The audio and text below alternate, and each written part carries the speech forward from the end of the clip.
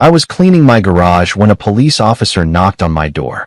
"Sir, your wife was in a fatal car accident an hour ago." It was impossible. "No, she's upstairs asleep." The officer looked confused. I led him upstairs to our bedroom. Officer drew his weapon. "Sir," he said, "step away from her." That isn't. So there I was, elbow deep in my garage sanctuary, wrestling with the guts of my '98 Camaro like some grease-stained suburban warrior.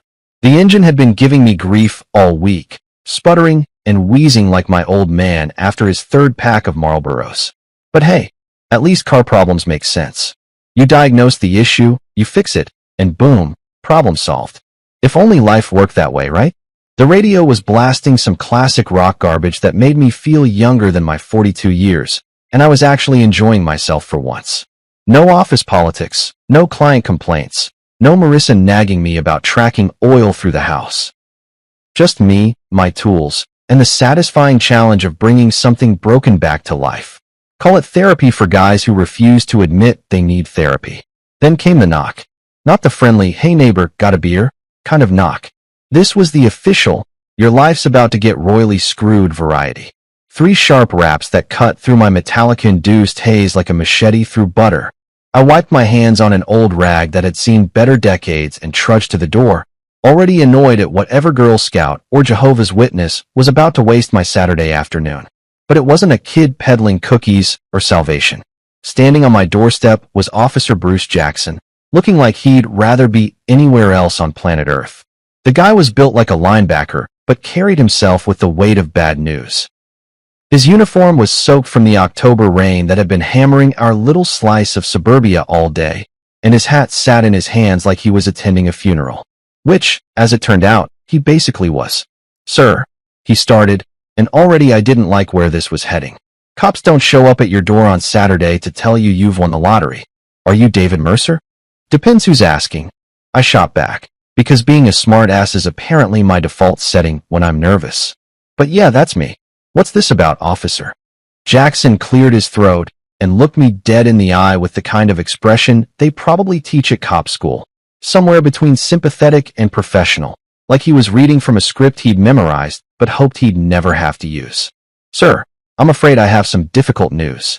Your wife, Marissa Mercer, was involved in a fatal car accident approximately an hour ago." The words hit me like a sledgehammer to the chest. Fatal accident. Marissa. My brain tried to process this information, but it felt like trying to solve calculus while drunk.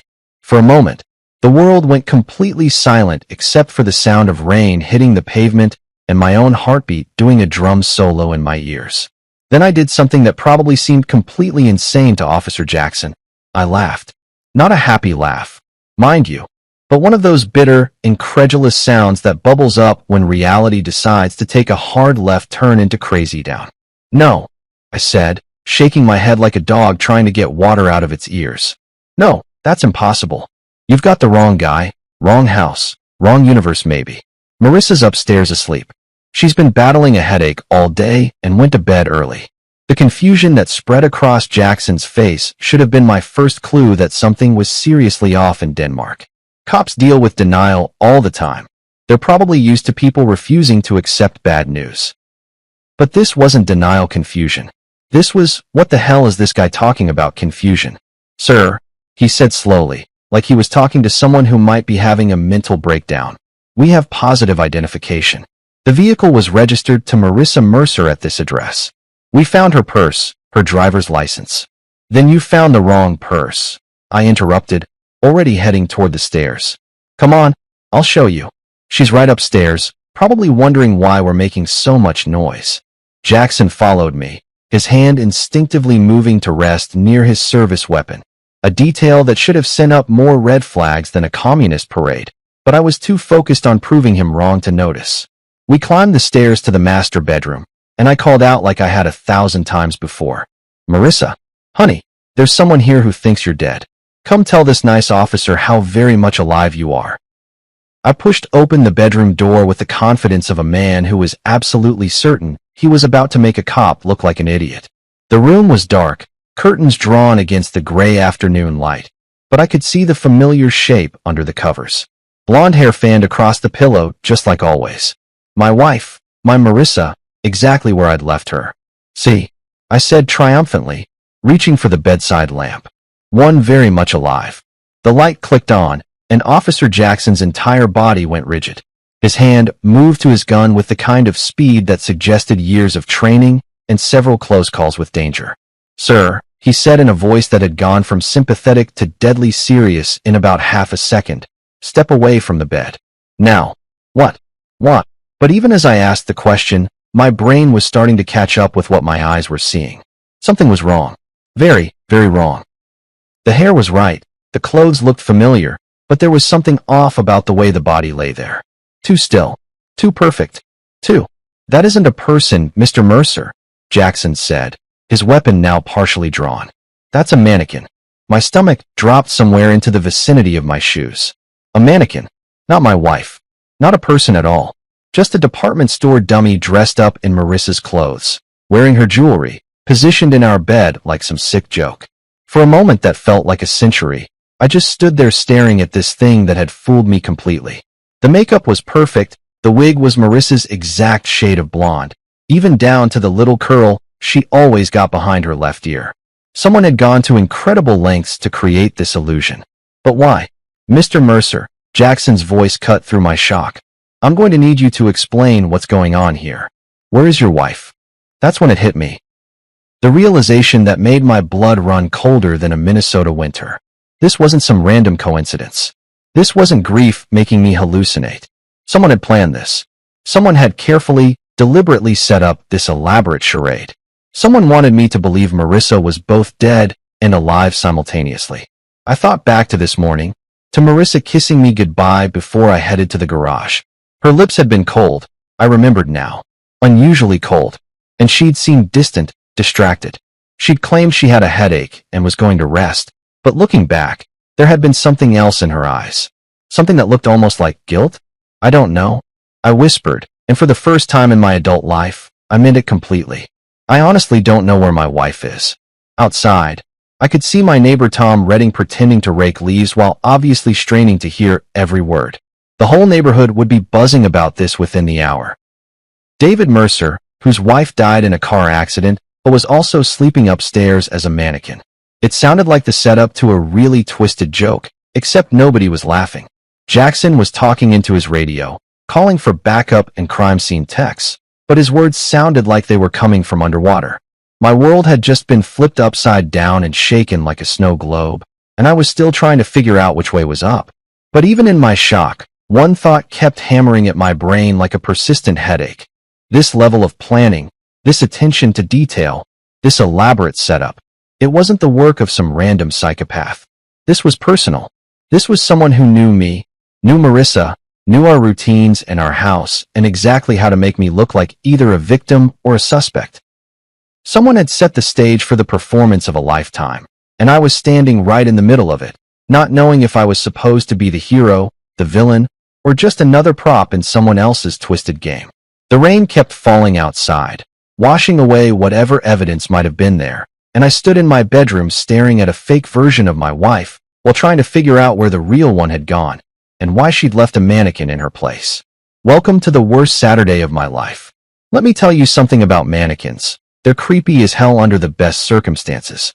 Stick one in a department store window wearing the latest fall fashion, and it's just another part of the retail landscape.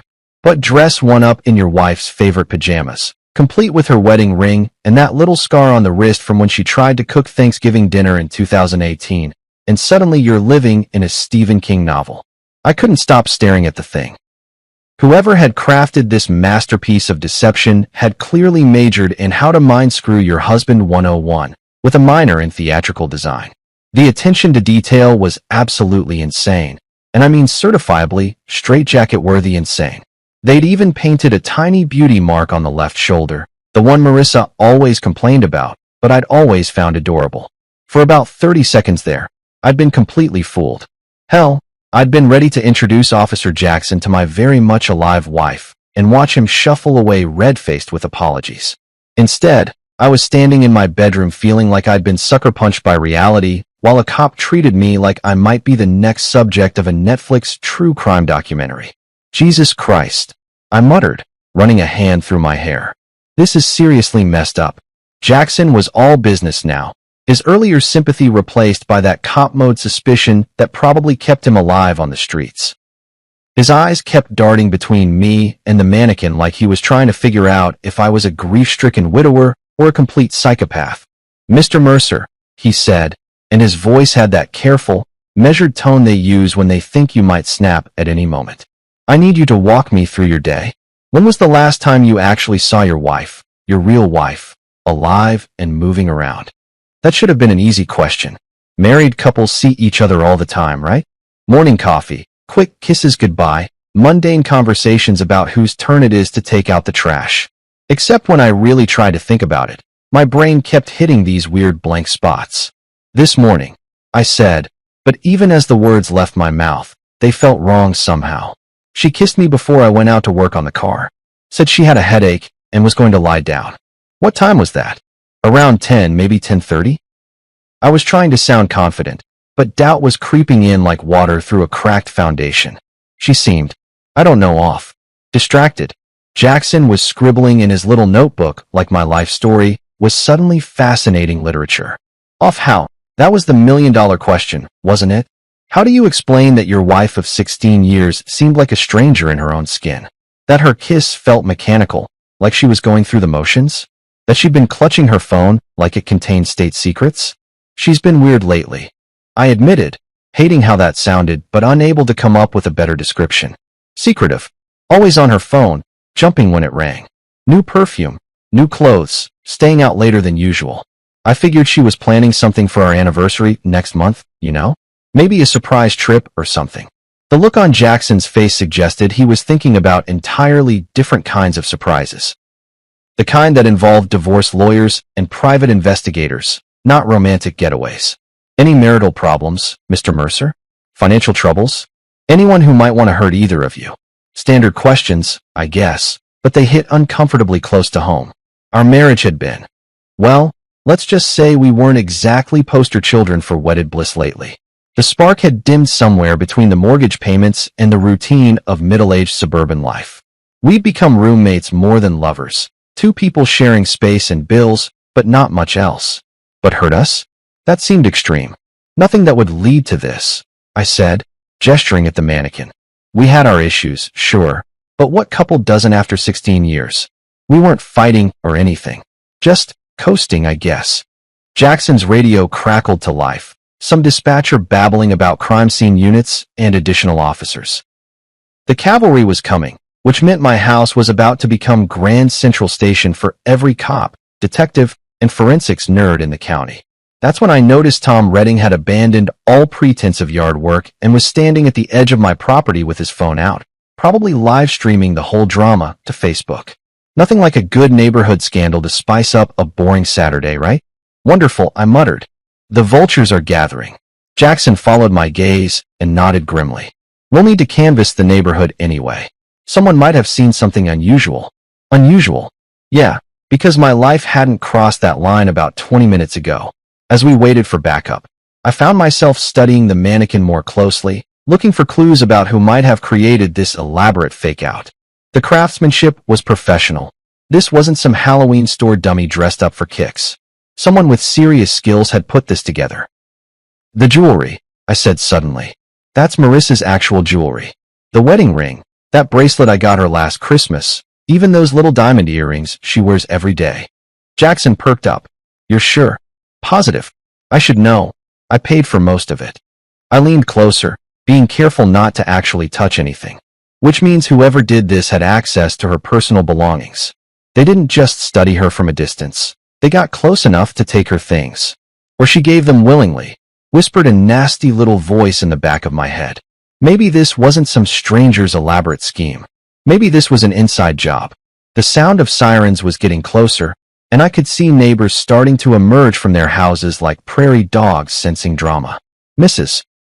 Henderson from across the street was pretending to water plants that had been dead since July, while the college kids next door had abandoned their perpetual video game marathon to gawk from their front porch. Mr. Mercer, Jackson said, I have to ask, do you have somewhere you can stay tonight? Family, friends? This house is going to be a crime scene for a while. Crime scene. The words hit me like a slap. My home, the place where Marissa and I had built our life together, was now officially a crime scene. Yellow tape and fingerprint powder and strangers trampling through our private spaces, looking for clues to a mystery I didn't even understand yet.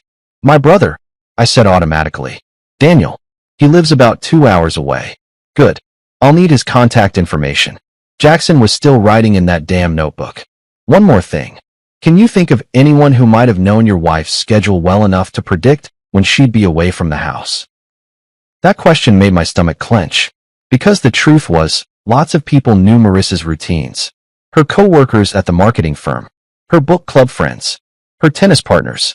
Hell, even Tom Redding probably knew more about our comings and goings than I did, considering how much time he spent lurking around his front yard. But there was one name that kept surfacing in my mind, even though I didn't want to acknowledge it. Julian Hart, my business partner and supposed best friend. Julian, who'd been spending an awful lot of time at our house lately, always with some excuse about work projects or client meetings. Julian, who knew our schedules because he helped create them. Julian, who Marissa always seemed a little too happy to see. The first police cruiser was pulling into my driveway, followed by an unmarked sedan and what looked like a mobile crime lab. My quiet suburban Saturday had officially become a circus, and I was apparently the main attraction. I looked at the mannequin one more time, this perfect replica of my wife lying in our bed like some twisted sleeping beauty. Someone had gone to incredible lengths to create this illusion, but why? What was the point of making me think Marissa was both dead and alive? Unless the point wasn't to fool me. Maybe I was never supposed to find the mannequin. Maybe it was meant for someone else entirely. Someone who would come looking for Marissa and find this fake version instead. But if that was true, then where the hell was my real wife? And why had she left me holding the bag for whatever game she was playing? The cops were at my front door now, and I could hear Jackson's voice directing them upstairs. My life was about to be dissected by strangers, every private moment examined for clues to a puzzle that seemed to have more pieces missing than present. I just hoped that when they put it all together, I'd still recognize the picture they found. The next 3 days felt like living in some alternate reality where everything looked normal, but nothing actually made sense. The police had turned my house into their personal playground, dusting for fingerprints and bagging evidence like they were shopping at a crime scene clearance sale. I'd been staying at a Holiday Inn that smelled like industrial disinfectant and broken dreams, eating takeout Chinese food and watching news reports about my own life like I was some random spectator instead of the guy living this nightmare. The media had latched onto the story like vultures on roadkill. Mysterious mannequin case baffles police. Husband discovers fake wife in bed. Is this murder or elaborate hoax? The reporters were having a field day with my misery, turning my personal hell into primetime entertainment for people eating dinner and pretending to care about strangers' tragedies. But here's the thing about rock bottom. Sometimes it gives you the clarity to see what you should have noticed all along. Sitting in that crappy hotel room, surrounded by empty takeout containers and my own spiraling thoughts, I finally admitted what my gut had been screaming for months. Something was seriously wrong with my marriage, and it wasn't just the usual middle-aged doldrums. So I did what any reasonable man would do when his life exploded into 1,000 pieces. I called my little brother. Daniel Mercer was everything I wasn't, spontaneous where I was methodical, rebellious where I played by the rules, and annoyingly perceptive about people's bullshit where I preferred to give everyone the benefit of the doubt. He'd become a private investigator after washing out of law school, claiming he preferred real detective work to pushing papers for corporate scumbags. We hadn't talked much lately, mainly because he'd spent our last conversation telling me I was drowning in suburban mediocrity and needed to wake up before life passed me by. Turned out the little bastard might have been onto something. David. His voice sounded surprised when he picked up. Jesus, I heard about Marissa on the news. Are you okay? Define okay, I said, staring at the water stain on the hotel ceiling that looked disturbingly like a map of my current mental state. My wife is supposedly dead, but someone left a mannequin in our bed dressed like her, and the cops are treating me like I'm either a victim or a suspect, depending on what day it is. Holy shit. Daniel had never been one for subtle reactions. That's seriously messed up, even by my standards. Where are you now? Holiday Inn on Route 9. Living the dream, and eating lo mein for breakfast. Listen, Danny, I need your help. Something's been off with Marissa for months, and I think this whole thing might be connected to whatever she's been hiding. There was a pause, and I could practically hear the gears turning in his head. Daniel might be a screw-up in the traditional sense, but when it came to sniffing out lies and deception, the guy was like a bloodhound with trust issues. What kind of off, he asked. So I told him everything. The late-night phone calls that ended abruptly when I walked into the room. The new clothes that definitely weren't purchased on our usual budget. The way she'd started password protecting her laptop and keeping her phone face down during dinner. The sudden interest in girls' nights out that seemed to happen with suspicious frequency. And you never thought to, I don't know, ask her about any of this? Daniel's tone had that familiar edge of little brother superiority that used to make me want to give him a wedgie. I'm not the jealous husband type, I said defensively. I trusted her. We've been married 16 years. You don't just start spying on your wife because she's acting a little weird. Dude, Daniel said, and I could hear him shaking his head through the phone. You're not the jealous type. You're the oblivious type. There's a difference. 3 days later, Daniel showed up at my hotel room, carrying a manila folder that looked like it weighed about as much as my remaining faith in humanity. He'd always been the kind of guy who could dig up dirt on a saint, but I wasn't prepared for the archaeological expedition he'd apparently conducted into my wife's secret life. Sit down, he said, which is never what you want to hear when someone's holding evidence of your personal catastrophe. That bad? I asked, but I was already reaching for the bottle of whiskey I'd picked up at the liquor store next to the hotel. Some conversations require liquid courage. That bad? He opened the folder like he was revealing classified government secrets, which in a way, I guess he was. The first photo hit me like a sucker punch to the solar plexus. Marissa, my wife of 16 years, walking out of the Marriott downtown with her hand on the arm of Julian Hart, my business partner and supposed best friend. Son of a bitch, I whispered. It gets worse, Daniel said, spreading out more photos like he was dealing cards in the world's worst poker game. Marissa and Julian in his car. Marissa and Julian having lunch at a restaurant I'd never heard of. Marissa and Julian looking at each other like they were teenagers sneaking around behind their parents' backs. But the real kick in the teeth came with the next batch of photos. Marissa meeting with some guy I didn't recognize in a coffee shop, sliding him an envelope thick enough to choke a horse. Then another meeting, this time with a woman who looked like she'd stepped out of a spy movie, all designer clothes and suspicious glances. Who are these people? I asked, though I was pretty sure I didn't want to know the answer. The guy's name is Lucas Kane, Daniel said, consulting his notes like he was reading my obituary. He's what you might call a life transition specialist. Helps people who want to disappear start fresh somewhere new. New identities, new backgrounds, the whole 9 yards. And the woman? That's where it gets really interesting. She works for a company that specializes in financial, let's call it redistribution. They help people move money around in ways that make it very difficult to track. I poured myself another whiskey and tried to process this information. My wife wasn't just cheating on me. She was planning to vanish completely, taking God knows how much of our money with her. There's more, Daniel said, and I realized he was just getting warmed up. I managed to get into some of her online activity from the past 8 months. She's been taking pictures, David. Lots of pictures. He pulled out printouts of what looked like insurance documents, bank statements, and business contracts. All taken with a phone camera, all from my home office. My private files, my company documents, even the safe combination I'd written down and hidden in my desk drawer like an idiot. She's been documenting your entire financial life, Daniel said.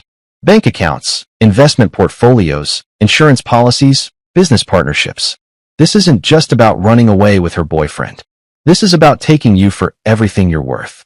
I stared at the evidence of my wife's betrayal, feeling like I'd been living with a stranger for months without realizing it. Every kiss, every "I love you," every moment of supposed marital contentment had been a lie while she systematically prepared to destroy my life. How long? I asked. Based on what I can trace, at least 8 months of active planning. But the thing with Julian probably goes back further than that. 8 months. While I'd been working my ass off to build our future, she'd been planning my destruction. While I'd been worrying about her headaches and mood swings, she'd been photographing my most sensitive documents and planning her escape route. So what now? I asked. I mean, the cops think she's dead, but she's obviously not. Do I tell them about this? Do I file for divorce against a dead woman? What's the protocol here? Daniel leaned back in the uncomfortable hotel chair and gave me that look. The one that meant he was about to suggest something that would either save my life or land me in federal prison. You could do that, he said slowly. You could be the good little Boy Scout, turn over all this evidence, and let the system sort it out. Marissa and Julian would probably get arrested eventually. You'd lose half your assets in a messy divorce, and your business would probably tank from all the negative publicity. Or, Daniel said, and his smile was absolutely predatory. You could let them think their plan is working while you put together a much better one. I looked at my little brother, sitting there in that crappy hotel room with evidence of my wife's betrayal spread out like a battle plan, and realized that maybe it was time to stop being the good guy who always played by the rules. After all, they'd started this game. The least I could do was finish it. Tell me more, I said, and poured another drink for both of us. Because apparently, I was about to become someone I'd never been before, someone who fought back instead of just taking the hit. And honestly, after 16 years of being the reliable, trustworthy, predictable husband, the idea felt pretty damn good. They wanted to erase me? Fine. Let's see how they liked being erased instead. Planning revenge, it turns out, is a lot like planning a wedding. Except instead of choosing flowers and cake flavors, you're figuring out how to systematically destroy the people who tried to destroy you first. And let me tell you, I was about to throw the wedding of the century. The beauty of Marissa and Julian's plan was also its fatal flaw. It relied entirely on me being the same trusting, oblivious schmuck I'd been for the past 16 years. They'd counted on me playing the grieving widower while they disappeared into their new life with my money, never suspecting that good old reliable David might actually have some teeth hidden behind all that suburban niceness. Well, surprise, motherfuckers. Turns out the family dog can bite when you corner him. Daniel and I spent the next week holed up in that hotel room like a couple of conspiracy theorists, mapping out every detail of their scheme and figuring out how to turn it inside out. The plan that emerged was beautiful in its simplicity. If Marissa wanted to fake her death, I'd let her. Hell, I'd help her. The only difference was that her new life wouldn't be quite the tropical paradise she was expecting. First, I needed someone to play the corpse. That's where Riley Ward came in, a favor I'd been saving for years without knowing it. Riley was former military, the kind of woman who could disarm a bomb or perform field surgery with equal competence, and she owed me big time for helping her get her security contractor business off the ground when she left the service. More importantly, she had the kind of moral flexibility that made her perfect for what I had in mind. You want me to what now? Riley asked when I called her with my proposition. Even over the phone, I could hear the amusement in her voice. She'd always appreciated a good con job. Play dead, I repeated. One car accident, very convincing, very final. You'd be the body they find in the wreckage instead of Marissa. And your actual wife? Won't be quite as dead as she's hoping to be. There was a pause, then Riley's characteristic laugh, the sound of someone who'd seen enough real combat to find civilian problems entertainingly absurd. This is the most fucked up favor anyone's ever asked me for. I love it. When do we start? While Riley handled the theatrical side of things, I turned my attention to home renovations. Amazing what you can accomplish with a little creativity, some soundproofing materials, and 16 years of accumulated knowledge about your house's quirks. The basement had always been my domain anyway.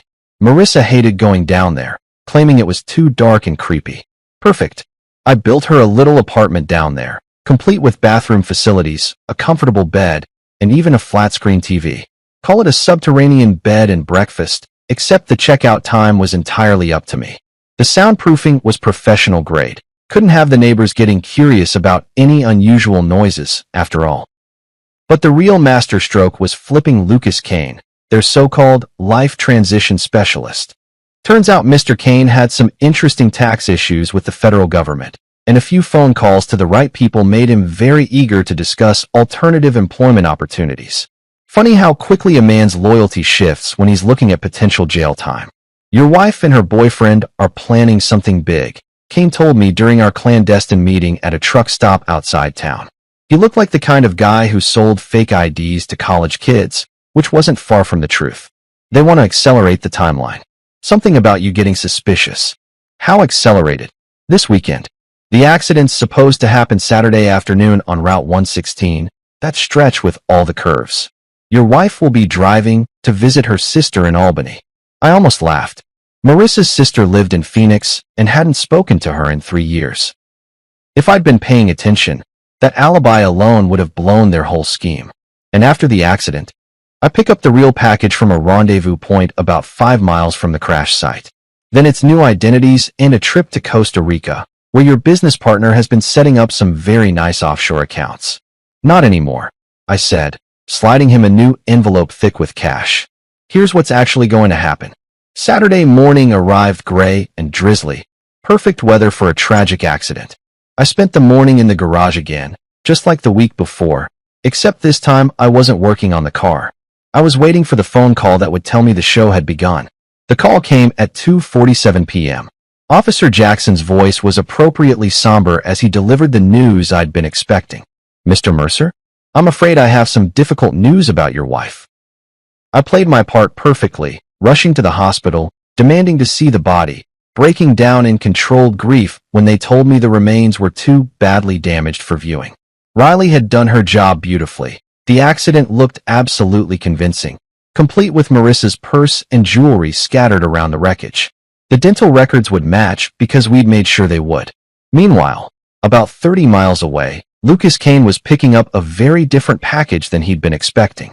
Instead of my conscious, eager to escape wife, he found Marissa unconscious in the back of his van, courtesy of some pharmaceuticals Riley had provided. By the time my dear wife woke up, she'd already been delivered to her new home, my custom-built basement suite. The beauty of the whole operation was its symmetry. Marissa had wanted to disappear, to erase herself from our life, and start fresh somewhere else. Well, congratulations, honey, mission accomplished. She was now officially dead to the world, exactly as she'd planned. The only difference was that her new world was a 10-by-12 room beneath the house, where she'd spent 16 years lying to me. Julian, of course, was frantically trying to reach both Marissa and Kane, not knowing that one was legally dead and the other was now working for me. I could picture him pacing around his apartment, checking his phone every 30 seconds, wondering why his carefully orchestrated plan seemed to be falling apart. Poor Julian. He was about to discover that some people are much better at playing chess than others realize. The funeral was scheduled for Thursday, a closed casket affair, naturally, given the condition of the body. I'd already started receiving casseroles from well-meaning neighbors and condolence cards from people I barely knew. The whole neighborhood was rallying around the poor widower, offering support and sympathy for my tragic loss. If they only knew that my dead wife was currently sitting in my basement watching her own memorial service on closed-circuit television, they might have been a little less generous with their tuna noodle casseroles. But that was the beautiful thing about small-town life. People saw what they expected to see.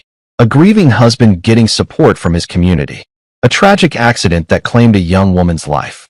A neighborhood coming together in the face of loss.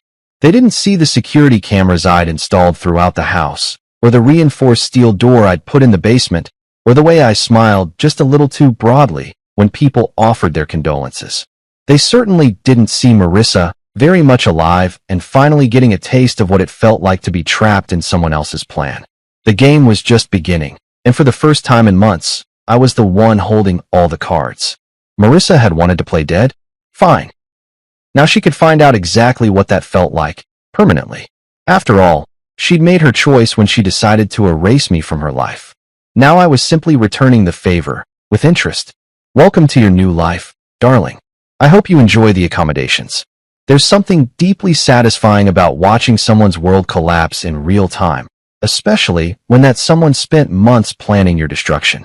Call it karma, call it justice, or just call it good old-fashioned revenge, whatever you want to label it. I was enjoying every second of Marissa's slow realization that her brilliant escape plan had turned into her worst nightmare. She woke up around 6 in the evening, about 4 hours after Kane delivered her to my custom-built hospitality suite. I'd been monitoring her through the security cameras I'd installed, watching her sleep with the kind of peaceful expression she hadn't worn around me in months. Funny how relaxed people look when they think they're about to get everything they want. The first thing she did was call out for Julian, which told me everything I needed to know about who she'd been thinking about during those last conscious moments. Not her husband of 16 years, not the life she was leaving behind, but her new boyfriend and their shiny future together. Well, honey, that future just got a serious revision. When she finally opened her eyes and took in her surroundings, the confusion on her face was absolutely priceless. This clearly wasn't the safe house or private jet she'd been expecting. Instead of tropical beaches and offshore bank accounts, she found herself in a windowless room with cement walls, tasteful lighting, and all the charm of a high-end prison cell. "What the hell?" she whispered, struggling to sit up on the bed I'd so thoughtfully provided. The drugs were still working their way out of her system, making her movements sluggish and uncoordinated. I let her marinate in confusion for a few more minutes before activating the intercom system. No point in rushing the big reveal. I'd waited months for this moment, and I intended to savor it properly. "Good evening, Marissa," I said, my voice echoing through the speakers with perfect clarity. "I hope you slept well. You're going to need your energy for what comes next." The way her head snapped up toward the sound was like watching a deer realize it's wandered into a hunter's crosshairs. Her eyes darted around the room, searching for the source of my voice, finally settling on the camera mounted discreetly in the corner. "David." Her voice cracked slightly, and I could hear 16 years of marriage in that single word. The familiarity, the confusion, and now the growing terror. "David, what is this? Where am I?"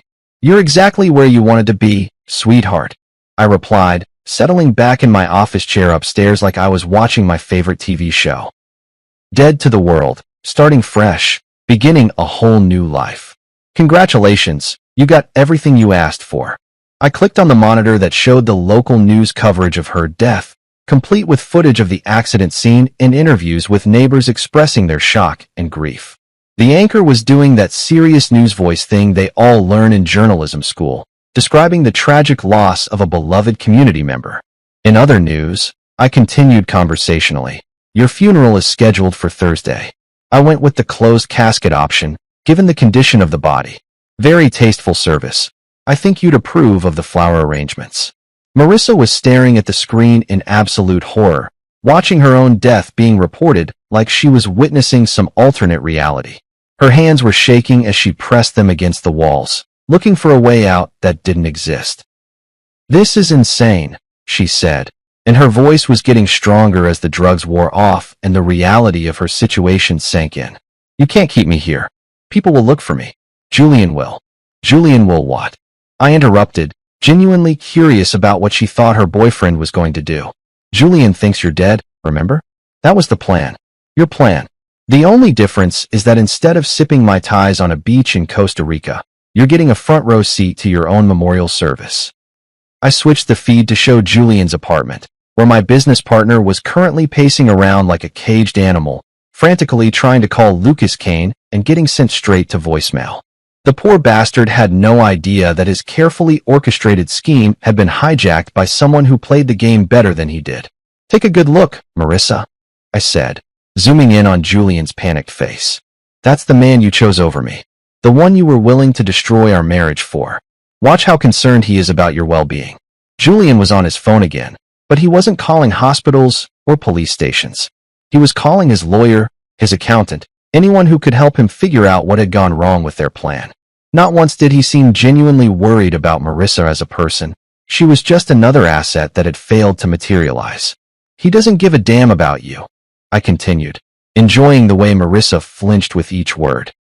"You were just a convenient way to get access to my money and my business. Now that the plan's gone sideways, he's already working on how to save his own ass." The truth was hitting her like a series of physical blows. I could see it in her face, the gradual understanding that she'd been played just as much as I had, maybe more. Julian had used her feelings for him to turn her into a weapon against her own husband, and now that the weapon had misfired, he was cutting his losses. "You're lying," she said, but there was no conviction in her voice. She was watching Julian on the screen, seeing the same selfish panic that I was seeing, and the evidence was pretty damn conclusive. "Am I?" I asked. "Let's test that theory, shall we?" I switched to another camera feed, this one showing Julian's latest phone call. The audio was crystal clear thanks to some very expensive surveillance equipment Daniel had helped me install. "I don't care where she is," Julian was saying to someone on the other end. "The whole thing's blown up. I need new papers and a way out of the country before the feds start asking questions about those offshore accounts." Marissa's face went white as she listened to the man she'd betrayed her marriage for discussing her disappearance like a minor inconvenience. No concern for her safety.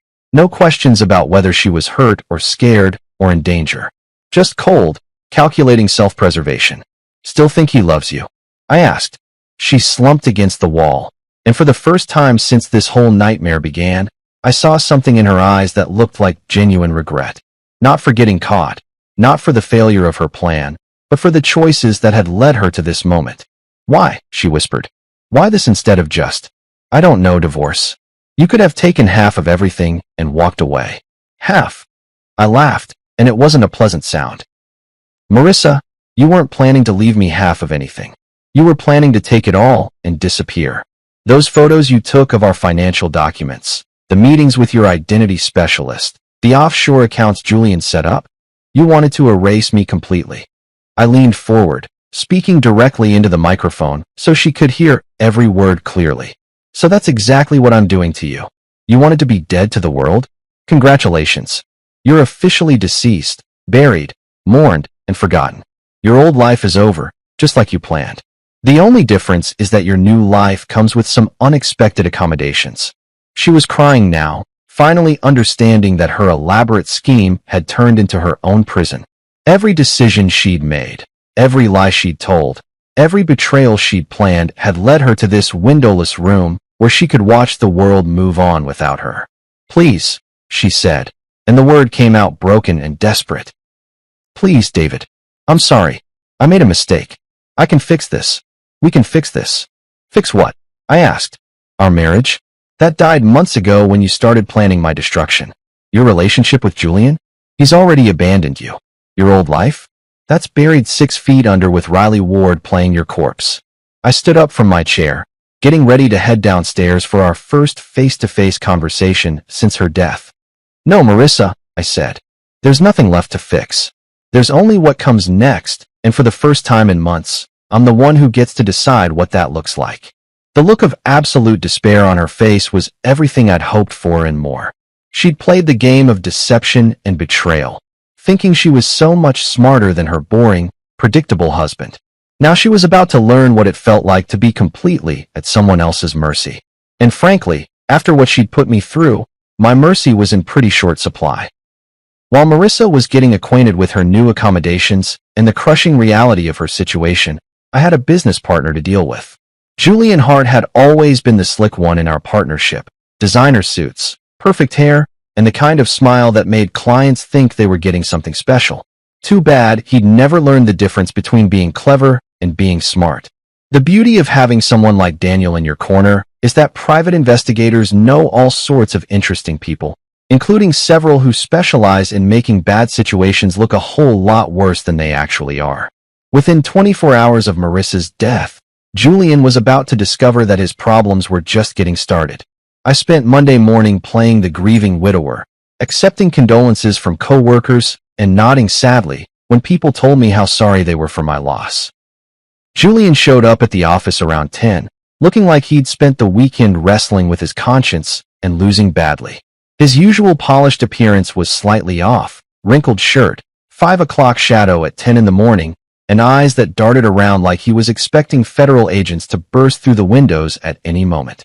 "David," he said, putting on his best friend act and wrapping me in one of those awkward man hugs that's supposed to convey deep emotion. "Jesus, man, I'm so sorry. I can't believe Marissa's gone." The irony was absolutely delicious. Here he was, comforting me over the death of the woman he'd been planning to run away with, and he had no idea that she was currently sitting in my basement watching this whole performance on closed-circuit television. "Thanks, Julian," I said, playing my part with the kind of understated grief that would make community theater directors weep with joy. I can't wrap my head around it, you know?" She was fine when I left for the garage that morning, and then I let my voice trail off and ran a hand through my hair, the picture of a man struggling to hold it together. Julian nodded sympathetically, but I could see the wheels turning behind his eyes. He was probably wondering if I suspected anything, if I'd found any evidence of their affair, if his carefully constructed alibi was going to hold up under scrutiny. What he didn't know was that his alibis were about to become the least of his problems. "Listen," he said, glancing around the office like he was worried about being overheard. "If you need anything, time off, help with the business, whatever, just say the word. We're partners, but more than that, we're friends. I've got your back." Friends. Right. The kind of friend who spends months planning to destroy your life and steal your wife. But I just nodded gratefully and told him I appreciated the support. That afternoon, while Julian was at lunch with a client, the first shoe dropped. Two men in cheap suits showed up at our office, flashing badges and asking questions about Julian's recent financial activities. They were actors Daniel had hired, armed with fake IDs and enough authentic-looking paperwork to fool anyone who wasn't expecting to be conned. "We're with the Financial Crimes Division," the taller one announced to our receptionist, loud enough for half the office to hear. "We need to speak with Mr. Julian Hart about some irregularities in his banking records." By the time Julian returned from lunch, the entire office was buzzing with rumors about federal investigations and financial crimes. The fake agents had left behind just enough paperwork to make it look official, including a very convincing subpoena for Julian's financial records. I watched him read the subpoena through my office window, and it was like watching a man realize his house was on fire while he was still trapped inside. His face went through about 6 different shades of pale before settling on a sickly green that matched his expression perfectly. He was in my office within minutes, closing the door behind him and trying to look casual while his entire world crumbled around his ears. "David," he said, attempting his usual confident tone and failing spectacularly, "I need to talk to you about something. There might be some complications with some of my personal investments." "Complications?" I asked, raising an eyebrow with just the right amount of concern. "What kind of complications?" "It's probably nothing," he said, but the sweat beading on his forehead suggested otherwise. "Some mix-up with offshore accounts, international transfers, that kind of thing. You know how paranoid the feds are about money laundering these days. The beautiful thing about guilty people is how eager they are to explain away their crimes before anyone even accuses them of anything." Julian was basically confessing to financial fraud while trying to make it sound like a clerical error. "Should I be worried about the business?" I asked. "I mean, if there are federal investigators looking into your finances." No, he said quickly, too quickly. "This is completely separate from our partnership. Personal stuff. Nothing that affects the company at all." He was lying, of course.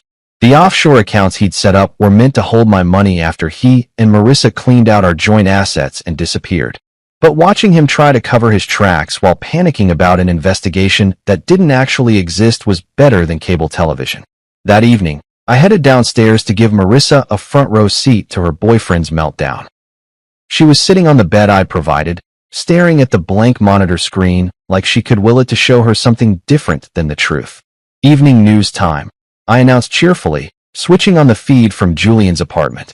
Tonight's episode, watching a guilty man try to figure out how screwed he really is. Julian was on his phone again, but this time he wasn't calling lawyers or accountants.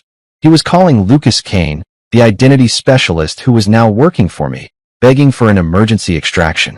"I need new papers tonight," Julian was saying, pacing around his living room like a caged animal. "The whole thing's blown up. There are federal agents asking questions, and I need to be gone before they connect me to the offshore accounts." Marissa was watching with the kind of horrified fascination you'd reserve for a car accident happening in slow motion.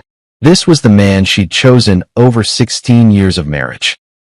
A coward who was ready to abandon her the moment his own comfort was threatened. "Still think he's your knight in shining armor?" I asked. She didn't answer, but I could see the tears streaming down her face as she watched Julian throw their entire relationship under the bus to save himself. "He's not even asking about you," I continued. "Not wondering if you're safe, not concerned about what happened to you, just worried about his own skin." The phone call continued, with Julian growing more desperate by the minute. Kane was stringing him along beautifully, making promises about new identities while secretly recording every word for my entertainment. "Where does he think you are right now?" I asked Marissa. "Does he think you're dead like everyone else?" Or does he know you were supposed to be picked up after the fake accident? He thinks. She started, then stopped, her voice catching. He thinks I'm waiting at the safe house. He thinks Kane picked me up, and I'm just waiting for him to join me. And yet he's planning to run without you, I observed. Interesting priorities your boyfriend has. On the screen, Julian was now offering Kane double money for immediate extraction, no questions asked. He was willing to abandon Marissa, abandon their plan, abandon everything as long as he could save himself from consequences that were mostly imaginary. This is the man you destroyed our marriage for, I said quietly. This is who you thought was worth throwing away 16 years of history. Take a good look, Marissa. This is what love looks like when it's tested. She was sobbing now, finally understanding that she'd been played by someone who cared about her even less than she'd ended up caring about me. Julian had used her feelings to turn her into a weapon against her own husband, and now that the weapon had backfired, he was cutting his losses without a second thought. Please, she whispered, not looking away from the screen. Please turn it off. I can't watch anymore. Oh, but this is just the beginning, I said, settling into a chair I'd placed specifically for these viewing sessions. Tomorrow, things get really interesting. You wanted a front row seat to a new life, remember? Well, here it is. Your boyfriend's about to learn what happens when you mess with the wrong guy's family. The panic in Julian's voice was music to my ears, and the despair on Marissa's face was the perfect harmony. They'd started this game thinking they were so much smarter than everyone else, so much more deserving of happiness and wealth and freedom. Now they were about to discover that sometimes the quiet, reliable guy in the corner is the most dangerous player at the table. The thing about destroying someone's life is that timing is everything. You can't just blow up their world all at once. That's amateur hour, the kind of revenge that lacks artistry and leaves everyone feeling unsatisfied. No, proper destruction requires patience, precision, and the kind of dramatic build-up that would make Shakespeare proud. Julian Hart was about to get the full theatrical experience. I'd spent Tuesday night setting the stage while he panicked in his apartment, calling every contact he had in his desperate attempt to disappear before the fake federal investigation closed in on him.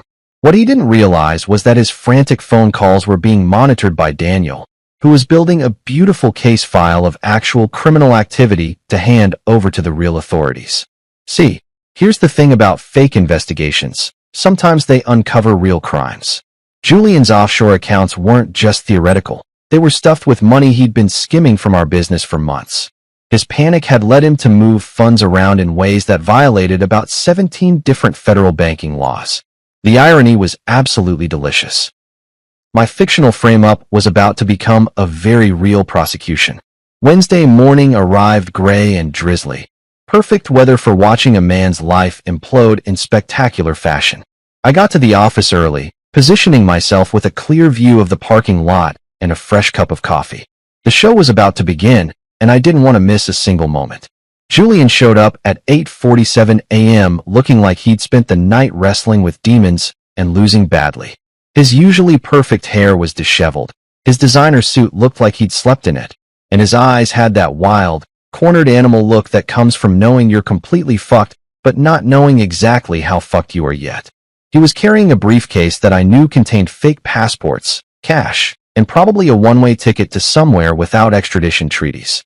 Poor bastard actually thought he was going to make it out of this mess.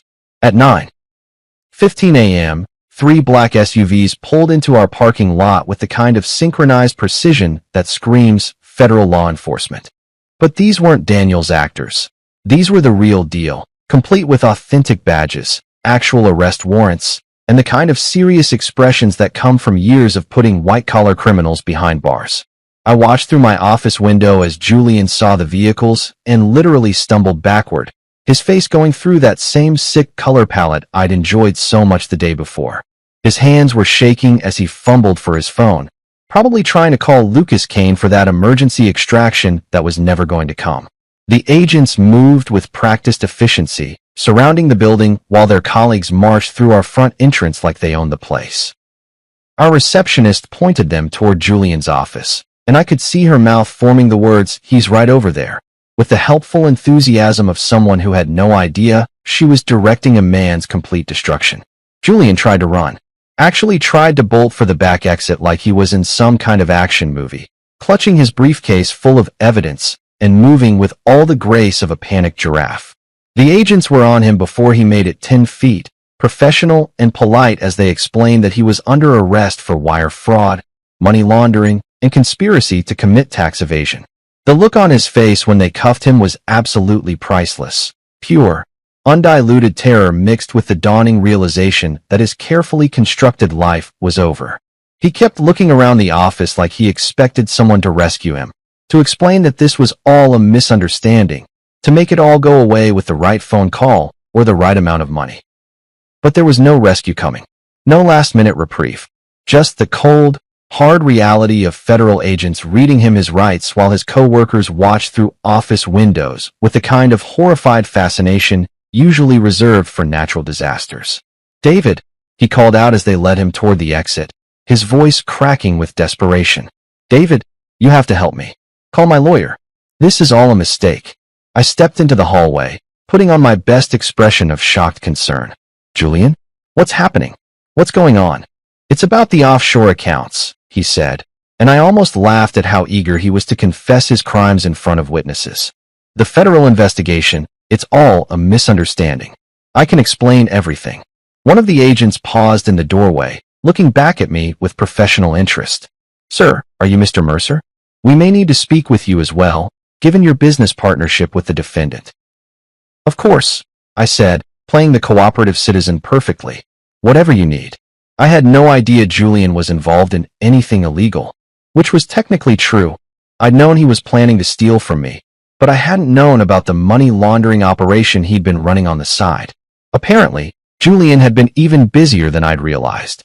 They led him away in handcuffs while news crews gathered in the parking lot like vultures at a feast. By noon, Julian's arrest was the lead story on every local news channel, complete with footage of him being stuffed into the back of a federal vehicle and speculation about the extent of his crimes. That afternoon, I made my way downstairs to share the good news with Marissa. She was sitting exactly where I'd left her, staring at the blank monitor screen with the kind of hollow expression that comes from having your entire worldview shattered in the span of a few days. "Have I got a treat for you?" I announced cheerfully, switching on the news feed. "Today's episode, the complete and total destruction of your boyfriend's life and freedom." The footage of Julian's arrest played across the screen in glorious high definition, every moment of his humiliation captured for posterity. Marissa watched in silence as reporters discussed federal charges, potential prison sentences, and the ongoing investigation into his financial crimes. 25 years, I said conversationally, reading from the news ticker at the bottom of the screen. That's the maximum sentence for the charges they've filed so far. Though I suspect they'll find more violations once they really dig into his finances. She didn't respond, just kept staring at the screen as they showed file footage of Julian in happier times, glad-handing clients, cutting ribbons at charity events, posing for business magazine profiles. All of that was gone now, replaced by mugshots and perp walks and the kind of infamy that follows you forever. "You know what the beautiful part is?" I continued, settling into my viewing chair. "He did this to himself. All I did was shine a light on crimes he'd already committed. The offshore accounts, the money laundering, the tax evasion, that was all him. I just gave the authorities a reason to look." The news shifted to an interview with one of the federal agents, who explained that this was just the beginning of their investigation. They'd found evidence of a much larger operation involving multiple co-conspirators and millions of dollars in illegal transfers. "They're going to want to make a deal," the agent was saying. "Someone facing this many charges, looking at this much prison time. They usually have a lot to say about their associates and accomplices." I glanced at Marissa, who had gone very still. She was smart enough to understand the implications. Julian was going to roll over on everyone he could think of to reduce his sentence, including her. Except she was officially dead, which made her both the perfect scapegoat and completely unreachable for questioning. "Looks like your boyfriend's going to try to blame you for everything," I observed. "Good thing you're dead, right? Can't prosecute a corpse, can't put a ghost in prison. You should probably send him a thank you card."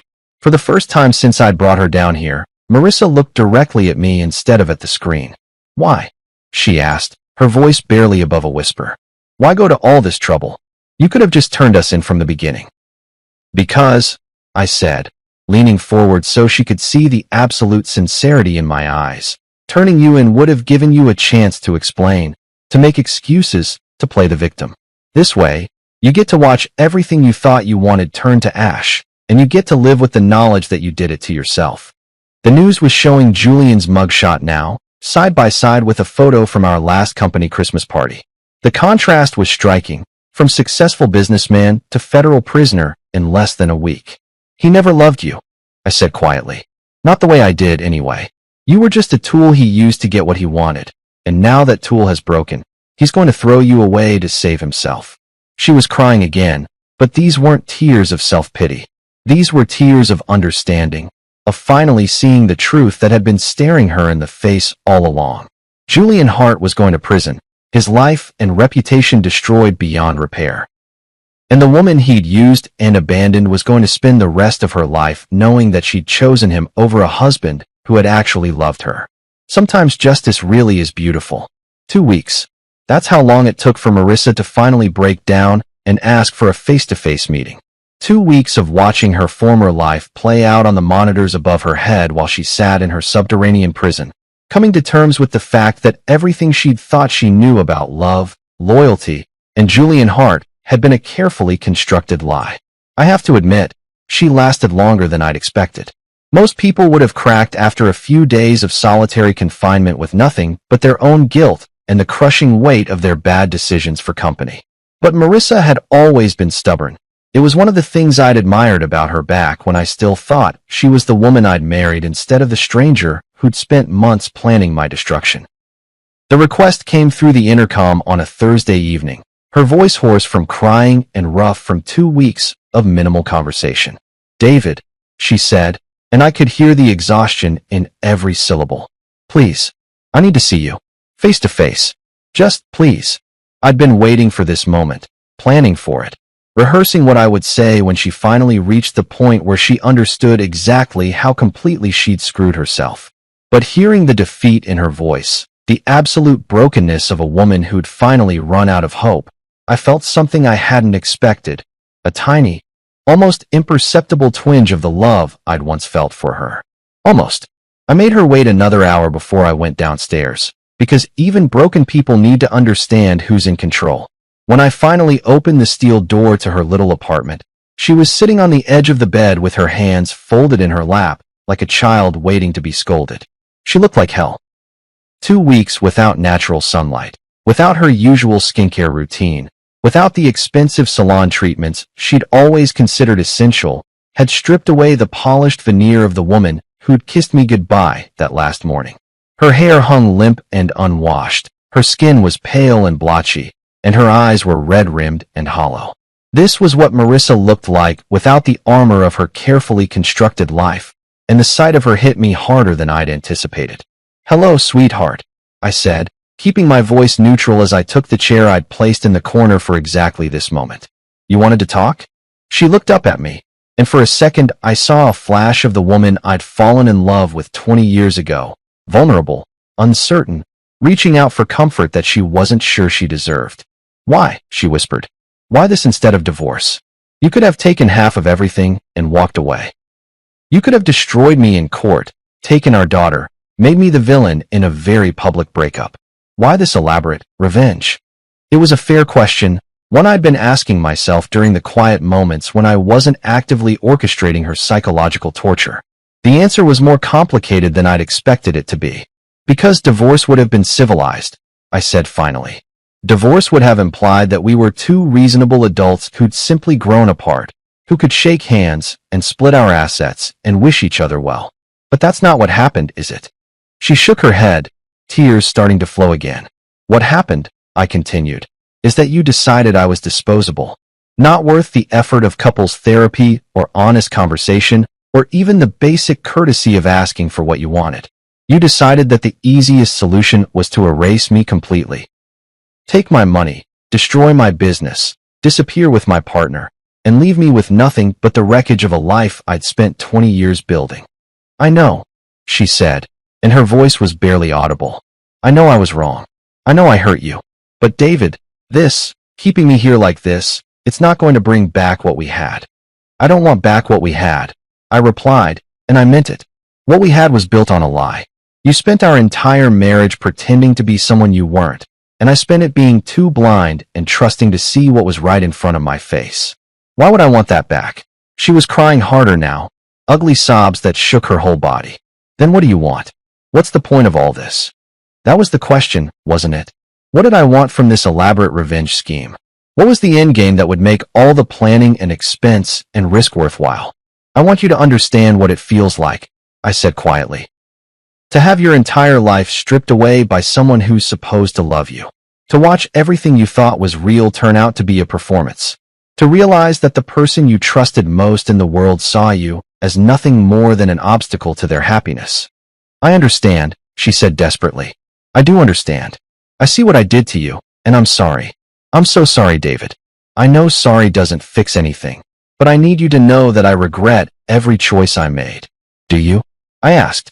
Do you regret cheating on me, or do you regret getting caught? Do you regret planning to destroy my life, or do you regret that your plan failed? She was quiet for a long moment, considering the question with the kind of honest self-reflection that our marriage had lacked for years. Both, she said finally. I regret all of it. The affair, the planning, the lies, the betrayal. But mostly I regret not having the courage to just talk to you about how unhappy I was. It was the first genuinely honest thing she'd said to me in months, maybe years. And despite everything she'd done, despite the elaborate revenge I'd constructed around her betrayal, I found myself believing her, which made what came next both easier and harder than I'd expected.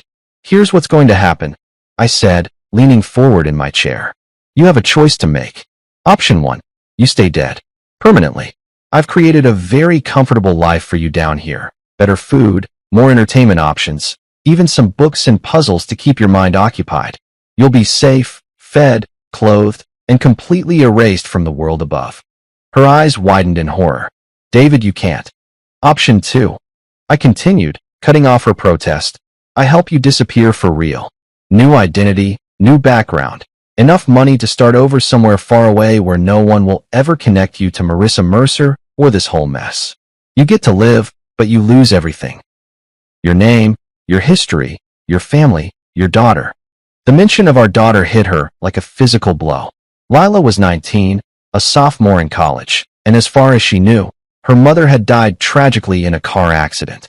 The funeral had been beautiful, the grief genuine, and Lila's tears over her mother's grave had been some of the most heartbreaking moments of my life. Lila, Marissa whispered. My baby girl. How is she? Is she okay? She's fine, I said. Sad, obviously, but handling it better than I expected. She's stronger than either of us gave her credit for. Could I see pictures? Just to know she's all right. And there it was, the one request I'd been waiting for, the one thing I could give her that might make this nightmare worthwhile for both of us. If you choose option 2, I said, if you agree to disappear completely and never try to contact either of us again, I'll make sure you get pictures. Updates on how she's doing, major milestones, that kind of thing. Not often, and not forever, but enough to know she's happy and healthy. She was sobbing again, but this time it wasn't just grief and self-pity. This was the sound of a mother's heart breaking as she realized she was about to lose her child forever. Why would you do that? She asked. After everything I've done, why would you be kind to me?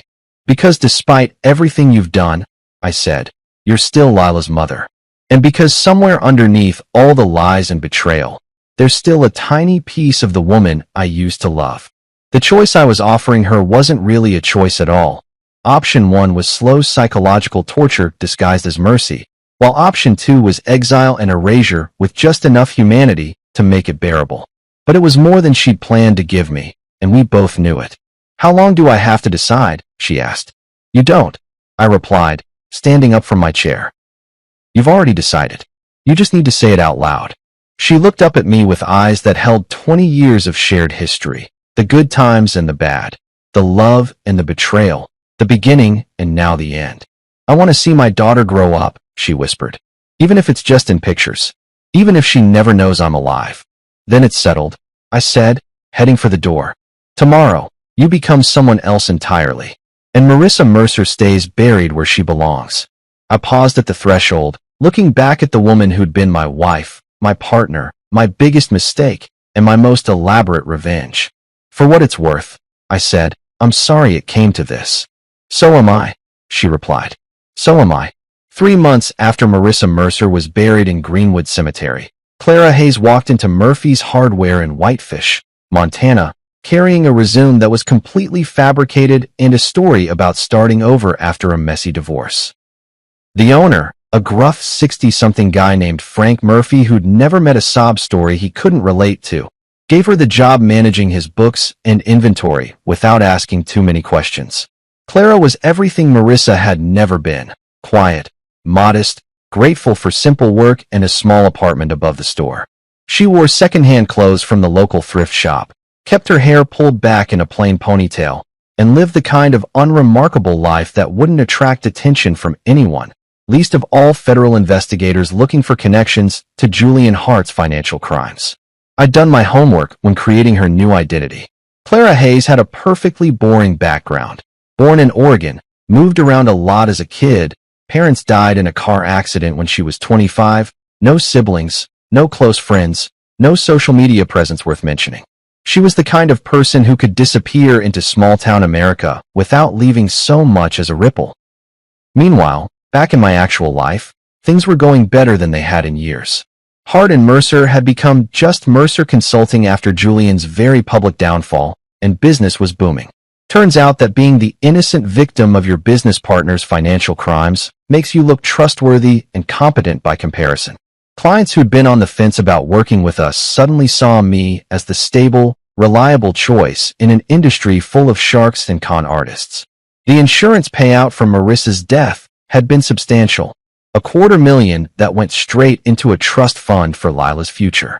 My daughter was thriving at college, throwing herself into her studies with the kind of focused determination that suggested she'd inherited the best parts of both her parents.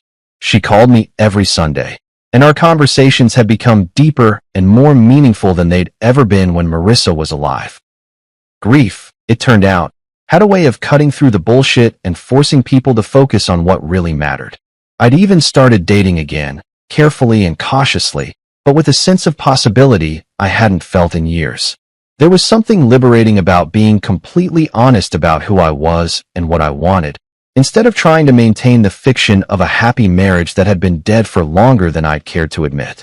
But the most satisfying part of my new life was the monthly ritual I'd established with Clara Hayes. Every fourth Saturday, I'd drive to a post office box in a town about 50 miles away and mail an envelope to a P.O. box in Whitefish, Montana. Inside were photographs: Lila at her college graduation ceremony where she'd made Dean's List, Lila volunteering at a local animal shelter, Lila on spring break with friends who clearly adored her. Never anything that could be traced back to me. Never anything with identifying information. Just proof that our daughter was happy, healthy, and growing into the kind of young woman any parent would be proud of. I never included letters or explanations, just the photos and sometimes a newspaper clipping if Lila had been mentioned in the campus paper for some academic achievement. It was enough to let Clara know that her sacrifice hadn't been meaningless, that the daughter she'd given up to save was thriving in her absence. In return, Clara Hayes lived the kind of invisible life that kept her safe from discovery. She went to work, paid her bills, attended the occasional town function, and never, ever tried to contact anyone from her former life. She'd become exactly what I'd offered her the chance to become: a ghost of herself, alive but erased, breathing but dead to everyone who'd ever mattered to her. About 6 months into this arrangement, Clara made a mistake. It was small, the kind of slip that most people would never notice, but I'd been monitoring her online activity through some very sophisticated software Daniel had helped me install. She'd searched for Lila Mercer on the public computers at the Whitefish Library, probably hoping to find news about her daughter that went beyond my carefully curated photo updates. The search lasted less than 5 minutes before she realized what she was doing and logged off, but it was enough to trigger the alerts I'd set up. Within an hour, Clara Hayes' internet service was mysteriously discontinued due to routine maintenance issues that would take several weeks to resolve. Her phone service developed similar problems, leaving her effectively cut off from the outside world. The message was clear: stick to the agreement, or lose even the small mercies I'd been providing. She never tried to search for us again. As the months turned into a year, I began to understand something about revenge that I'd never considered before. It wasn't just about making someone pay for what they'd done to you. It was about finding a way to live with what they'd taken from you. And sometimes that meant taking something equally precious from them. Marissa had tried to erase me from existence, to steal my life and leave me with nothing but the ashes of 20 years of marriage and partnership. So I'd erased her instead, more completely and permanently than she'd ever planned to erase me. She was alive, which made it more merciful than what she'd planned for me. But she was also dead to everyone who'd ever loved her, which made it more cruel. The genius of it was that she'd chosen this fate herself. I hadn't forced her into exile. I'd simply offered her a choice between two kinds of imprisonment, and she'd picked the one that let her hold onto a tiny thread of connection to the daughter she'd betrayed along with me. Julian, meanwhile, was serving his time in federal prison, probably spending his days wondering how his carefully planned escape had turned into a life sentence. The offshore accounts he'd set up to hold my stolen money had been seized by the government, along with everything else he'd accumulated through years of financial fraud. He'd lost his freedom, his wealth, his reputation, and his future, all because he'd underestimated the quiet guy in the corner office who paid attention to details. Sometimes I wondered if Clara Hayes ever thought about the life she'd thrown away, if she ever regretted choosing Julian Hart over the husband who'd loved her despite her flaws. But mostly, I didn't think about her at all. She'd become what she'd always been in the end, irrelevant to my happiness, unnecessary for my future, a cautionary tale about the price of betrayal. Lila called me on a Tuesday evening in November, bubbling with excitement about her plans for Thanksgiving break and her new boyfriend who wanted to meet her family. She sounded so much like her mother had at that age, enthusiastic, optimistic, full of dreams about the future, that it took my breath away for a moment. "I wish Mom could meet him," she said, and there was still sadness in her voice when she talked about Marissa, but it was the clean grief of loss rather than the complicated pain of betrayal. She would have loved him. He's studying engineering, just like you. She would have, I agreed, and meant it. The Marissa that Lila remembered, the loving mother who'd never missed a school play or soccer game, had been real, even if the wife I'd thought I knew had been a fiction. "I love you, Dad," Lila said. "I'm proud of how strong you've been through everything." "I love you too, sweetheart," I replied. "More than you'll ever know." After we hung up, I sat in my office looking at the photos on my desk. Lila at various stages of growing up, the family we'd been before betrayal had poisoned everything, the life we'd built together before I'd learned how much of it had been a lie. Tomorrow I'd mail another envelope to Montana. Another set of pictures showing Clara Hayes that the daughter she'd sacrificed everything for was thriving without her. It was a small cruelty wrapped in mercy, a reminder that some choices couldn't be undone and some prices were too high to ever fully pay. But tonight, I was just a father who loved his daughter and a man who'd found his way back to happiness after having it stolen from him. Sometimes justice wasn't about punishment or revenge. Sometimes it was simply about rebuilding something better from the wreckage of what had been destroyed. And sometimes that was enough. 5 years. That's how long it took for our carefully constructed house of cards to face its ultimate test. 5 years of Clara Hayes living her invisible life in Montana. 5 years of me building something better from the ashes of my destroyed marriage. And 5 years of Lila growing into the kind of young woman who made every sacrifice worthwhile. The day was perfect. One of those crisp May afternoons that made you believe in fresh starts and happy endings. I was standing in the packed auditorium of State University, watching my daughter walk across the stage to receive her engineering degree, and feeling proud enough to burst. She'd graduated summa cum laude, landed a job with a prestigious firm in Seattle, and was planning to move in with the boyfriend I'd actually grown to like. A rare achievement for any father of a 24-year-old daughter. Lila looked radiant in her cap and gown, beaming as she shook hands with the dean and posed for the official photographer. 5 years of grief had taught her to appreciate life's victories, to savor moments like this instead of taking them for granted. She'd channeled her pain over losing her mother into academic excellence and a determination to make the most of every opportunity. As I watched her accept her diploma, I thought about all the people who weren't there to see this moment. Marissa, who'd loved Lila more than anything in the world, but had chosen her own selfish desires over being present for her daughter's future. Julian, who was still serving his federal sentence and would probably die in prison. All the people who'd been part of our lives before betrayal had burned everything down and forced us to rebuild from scratch. The ceremony was long, as these things always are, filled with speeches about bright futures and endless possibilities. I found myself scanning the crowd during the boring parts, looking at all the proud families taking pictures and recording videos of their graduates. Somewhere in that sea of faces, I spotted the university president's wife, a few local politicians trying to look important, and my blood turned to ice. There, in the back row of the auditorium, wearing oversized sunglasses and a baseball cap pulled low over her face, was a woman I'd have recognized anywhere. Older, thinner, dressed in the kind of generic clothing you'd find at any Walmart, but unmistakably the person who'd once been my wife. Clara Hayes had broken the cardinal rule of our arrangement. She'd left her exile in Montana and come to see the daughter she was supposed to be dead to forever. For a moment, I felt something I hadn't experienced in 5 years, genuine fear. Not for myself, but for Lila. What if Clara tried to approach her? What if she decided that 5 years of hiding was enough and attempted some kind of reunion? What if she destroyed the careful peace we'd built by injecting herself back into our lives?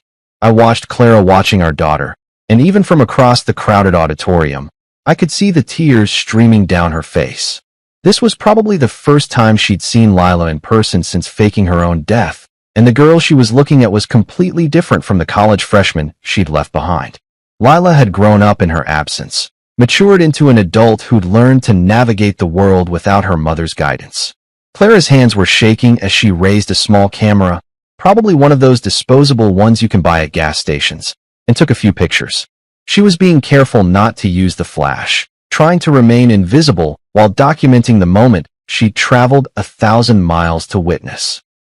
Part of me wanted to march over there and drag her out of the auditorium before she could cause any damage. Part of me wanted to have security escort her away and then make some calls to ensure she never got this close to our life again. But another part of me, a part one didn't particularly like acknowledging, understood exactly why she was there. This was her daughter too. Despite everything she'd done, despite the choices she'd made and the price she'd paid for them, Lila was still her child. And watching your child graduate from college was the kind of milestone that made people do desperate, dangerous things. So I made a choice that surprised even me. Instead of stopping her, I watched her watch our daughter, and I let her have this moment. It was probably the only time she'd ever see Lila again, the only chance she'd have to witness what her sacrifice had preserved. When the ceremony ended and the crowd began to disperse, I saw Clara start to move toward the exit. She was being smart, trying to leave before the crowd thinned out enough for anyone to get a clear look at her face. But as she passed my row, our eyes met across 20 feet of space and 5 years of complicated history. The recognition was instant and mutual. For just a moment, we stared at each other like two ghosts meeting in a graveyard, both of us haunted by the life we'd destroyed and the choices we'd made in its aftermath. I could have signaled security. I could have pointed her out to the people around me, made a scene that would have ended with her arrest and exposure. I could have destroyed her new life as completely as she'd once tried to destroy mine. Instead, I did something that felt both like forgiveness and like the final act of revenge. I nodded. Just once, barely perceptible, but enough to acknowledge that I'd seen her and chosen not to act. The look of shock and gratitude that crossed her face was worth more than any punishment I could have inflicted. She understood what that nod meant, that I was still in control, still the one making the rules, but that I was choosing mercy over justice for this one moment. She mouthed 2 words that I could read clearly even across the distance between us. Thank you. Then she was gone, disappearing into the crowd like she'd never been there at all. 20 minutes later, I was standing outside the auditorium with Lila and her boyfriend Mark, taking the kind of family photos that would eventually end up in frames on mantelpieces and office desks. Lila was glowing with happiness, talking a mile a minute about her plans for the future and how excited she was to start her new job. I wish Mom could have been here, she said, hugging me tightly as Mark snapped pictures. She would have been so proud. She would have, I agreed, and for the first time in 5 years, I meant it without any bitterness or irony. She loved you more than anything in the world. I know, Lila said. I feel her with me sometimes, you know? Like she's still watching over me somehow. If she only knew how literally true that statement was. Later that evening, after the graduation dinner and the celebration drinks and all the tearful goodbyes, I sat in my hotel room and thought about the woman in the crowd. Clara Hayes would go back to Montana now, back to her invisible life and her small apartment above Murphy's Hardware. But she'd have something she hadn't had before. Recent memories of her daughter, proof that the choice she'd made had been worth the price she'd paid. 3 days later, I received a text message from an unknown number. Just 2 words, "Thank you." I deleted it immediately, just like I'd done with the only other message Clara had ever sent me. But this time, I found myself smiling as I erased the evidence of our contact. Justice, I'd learned, wasn't always about punishment. Sometimes it was about understanding that everyone pays a price for their choices, and sometimes the people who hurt you are paying a price that's already high enough. Clara Hayes would live the rest of her life knowing that she'd chosen to betray the people who loved her most. She'd wake up every morning in exile, surrounded by strangers who would never know her real name or her real story. She'd go to sleep every night knowing that her daughter was growing up without her, building a life that had no place for the woman who'd given her life. That was punishment enough. And allowing her one stolen moment to see what she'd preserved through her sacrifice? That wasn't weakness or forgiveness. It was proof that I was the one who got to decide what justice looked like. 5 years after Marissa Mercer had tried to erase me from existence, I was successful, respected, and surrounded by people who loved me for who I actually was instead of who they wanted me to be.